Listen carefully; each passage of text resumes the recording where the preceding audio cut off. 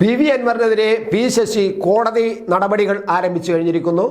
Case file ചെയ്ത് അതിൻ്റെ നടപടിക്രമങ്ങൾ തുടങ്ങിയിരിക്കുകയാണ്. ആദ്യം മാനനഷ്ട കേസിന് വക്കീൽ നോട്ടീസ് അയച്ചിരുന്നു പി.വി. അൻവർക്കെതിരെ പി. ശശി. പക്ഷേ ആ വക്കീൽ നോട്ടീസുമായിട്ട് പ്രതികരിക്കാതെ മറുപടി നൽകാതെ പി.വി. അൻവർ മാറിയപ്പോഴാണ് അദ്ദേഹത്തിനെതിരായിട്ട് ഇപ്പോൾ കേസ് നൽകിയിരിക്കുന്നത്. കേസ് ഹർജി കൊടുത്തു കഴിഞ്ഞു. വക്കീൽ മുഖാന്തരം വിശ്വൻ വക്കീലും മറ്റൊരു വക്കീലും മുഖാന്തരം കണ്ണൂർ മജിസ്ട്രേറ്റ് കോടതിയിലും തലശ്ശേരി കോടതിയിലും രണ്ട് കോടതിയിലുമായിട്ടാണ് ഇപ്പോൾ പി. ശശി പി.വി. അൻവർക്കെതിരായിട്ട് കേസ് ഫയൽ ചെയ്തിരിക്കുന്നത്. അദ്ദേഹത്തിന് കോടിക്കണക്കിന് രൂപയുടെ നഷ്ടപരിഹാരമൊക്കെയാണ് ചോദിച്ചിരിക്കുന്നത്. അങ്ങനെയാണ് വക്കീൽ നോട്ടീസ് അയച്ചിരുന്നത്. അല്ലെങ്കിൽ നിങ്ങൾ പരസ്യമായി ഈ പറഞ്ഞ കാര്യങ്ങൾ പി. ശശിക്കെതിരായി പറഞ്ഞ കാര്യങ്ങൾ തെറ്റായി പോയി എന്ന് പറഞ്ഞ് പൊതു മാധ്യമങ്ങളുടെ മുന്നിൽ വന്നിട്ട് മാപ്പ് പറയണമെന്നും ഈ വക്കീൽ നോട്ടീസിൽ കാണിച്ചിരുന്നു. പക്ഷേ പി.വി. അൻവർ അതൊന്നും മൈൻഡ് ചെയ്തില്ല എന്നതാണ് കാര്യം. അതുകൊണ്ടാണ് ഇപ്പോൾ കോടതിയിൽ നടപടിക്രമങ്ങളുമായിട്ട് മുന്നോട്ട് പോകുന്നത്.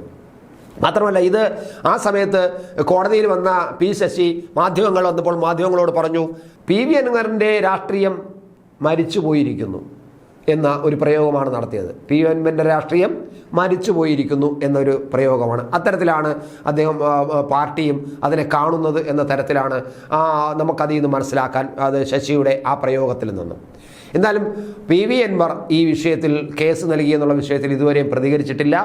ഇപ്പോഴദ്ദേഹം ആകപ്പാടെ ഒരു ഇലക്ഷൻ സമയത്ത് പോളിംഗ് ദിവസം മാധ്യമ സമ്മേളനം നടത്തിയത് ഇലക്ഷൻ കമ്മീഷൻ കേസെടുത്ത് അത് എങ്ങനെ അതിൽ നിന്നും തടിയൂരാമെന്നതിൻ്റെ ഒരു തന്ത്രപ്പാടിലാണ് ഇപ്പോൾ പി.വി. അൻവർ.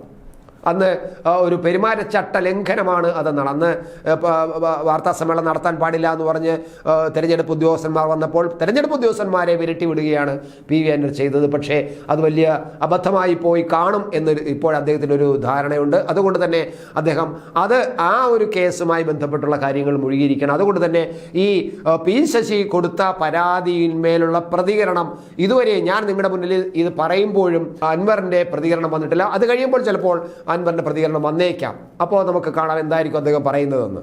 എന്തായാലും ശശിക്കെതിരായിട്ട് മുഖ്യമന്ത്രിയുടെ പൊളിറ്റിക്കൽ സെക്രട്ടറിയായ ശശിക്കെതിരായിട്ട് വളരെ ഗുരുതരമായ ആരോപണങ്ങളാണ്. ഇദ്ദേഹം ഒറ്റ വാക്കിൽ പറഞ്ഞാൽ പെണ്ണുപിടിയനാണെന്ന തരത്തിലുള്ള പരാമർശം പോലും നടത്തിയിരുന്നു.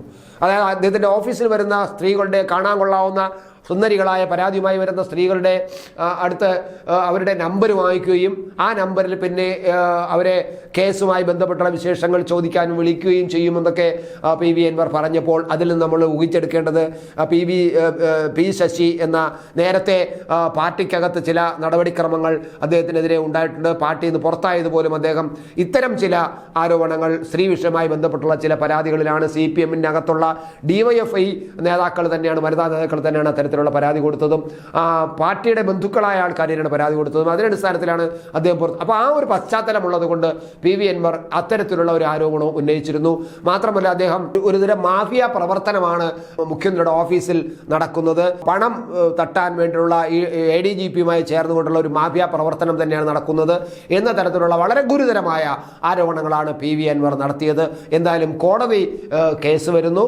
കേസ് വരുമ്പോൾ അത് അൻവർ എങ്ങനെ അതിൽ ഇടപെടും, എങ്ങനെ കേസ് കൈകാര്യം ചെയ്യുന്നു കാത്തിരിക്കേണ്ടതാണ്.